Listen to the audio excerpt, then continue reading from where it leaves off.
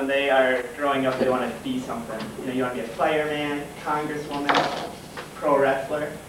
Some people, they don't have that choice. They have to eat planets. Marvel Comics, one of the biggest comic books companies around, developed a character in 1966 known as Galactus, the destroyer of worlds. Now Galactus, right? This guy is amazing. And I'm going to tell you why Galactus is amazing. First, his first appearance was in comic book Fantastic Four number 48 in March 1966. If you'd like to go buy this book, you're going to have some money because it costs roughly $1,200. So I would have brought that in if he would have loaned me that money. He was born, he wasn't known as Galactus when he was born. Remember, this is a fictional character. He's not really going to eat your planet. He was born Galen on planet TAA. And this was before the Big Bang, before everything. And his planet was full of intellects, of technology that rivals everything today. And what happened to his planet was, there was a space radiation that absorbed the planet and blew everybody up.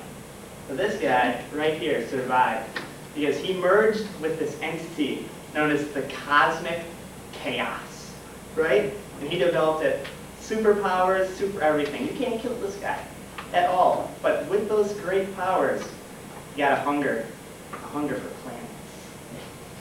Okay? So, now the only way he could eat a planet is it has to be able to sustain life. So he couldn't go to a planet that has, you know, barren, no water, nothing.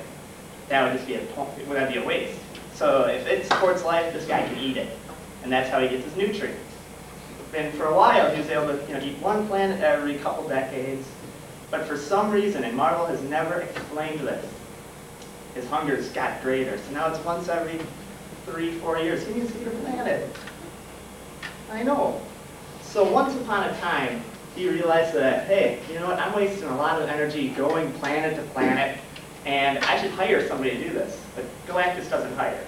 He's a great, powerful man. He doesn't need that. So he went to this planet, and there's this guy, he's, you know, I'm going to eat your planet.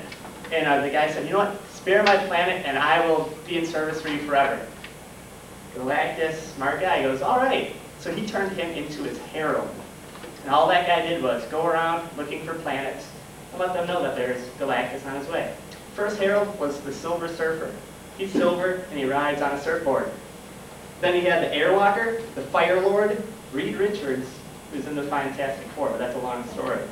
Maelstrom, and then Stardust. This is throughout Marvel's history. Galactus eventually came to Earth.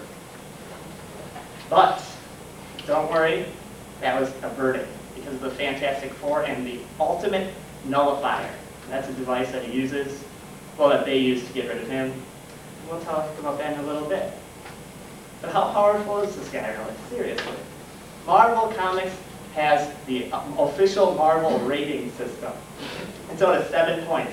If you're 1, nothing. 7, holy crap, right? Now, a normal human, they're 1s, all the way down. And the ratings are intelligence, strength, speed, durability, energy projection, and fighting skills. So humans pretty lame, right? Yeah. But Galactus is 7 for everything because he's amazing. You can't kill that guy. And just to show you, like, compared to other superheroes, there's a superhero, Wolverine. You guys probably heard of him. He has claws. His intelligence is a 2. Strength 4, speed 3, durability 4, energy projection 1, fighting skill 7. This guy could kill him. Just like thinking about it, boom, Wolverine's dead. That's how that goes. Alright? What are some of his powers, you ask? Cool. He can alter size, which means he could come to this planet looking like this, at that size, or the biggest thing you could ever imagine. And he can be skinny, big, it doesn't matter. He can reconstruct your molecules, transmutate matter, he can teleport through anywhere he wants to, he can make impenetrable force fields, telepathy, he can create things, he can give other people powers, change them, basically anything you can imagine, Galactus can do. Alright? So that's what he does. But how does he eat planets? Right? How does he do that? He could just go, but he realized that he has to conserve energy. So what did he do? He built devices such as this drill that he'll go in, and then that sucks up all the power, so he's saving energy. He's kind of like a recycler, if you will. He's just trying to save himself through recycling planets. That's a good idea, right? I think it is. So anyways, the ultimate nullifier, as I said, is able to destroy any target the wielder mentally envisions. So if you had that, you could kill him. Galactus, oh, you can't have that, right? So you could die. So he ended up bartering that with saving Earth forever. I will never come to Earth because the Fantastic Four, they don't kill people. They're heroes. So they're like, all right, here's the ultimate nullifier. Stupid. They were stupid for doing that. But then in the Abraxas story arc, which was in '98, they ended up determining that the ultimate nullifier, which is like a gun kind of thing, it's actually an aspect of Galactus's, of him. When he was a little kid, he made it, and he forgot all about it. So even as a kid, he was kind of crazy. But that's okay. He does possess the cosmic power, which, as I mentioned, is everything and anything. So you can't mess with that. When he goes to a planet, he is as that thing. So if he goes to a planet with scullions, which are like little lizard men, he looks like a lizard man in this armor. Human, humanoid, etc., etc., etc. You get the gist of that. In conclusion, Galactus is beyond good and evil. He's forced to destroy entire worlds just to survive. And he's intimately tied to the nature of the universe. And because of this, he's very misunderstood. He's just a hungry guy. And that's all.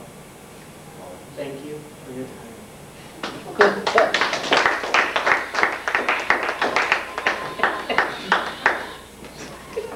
Any questions? Oh my God. Where do I start?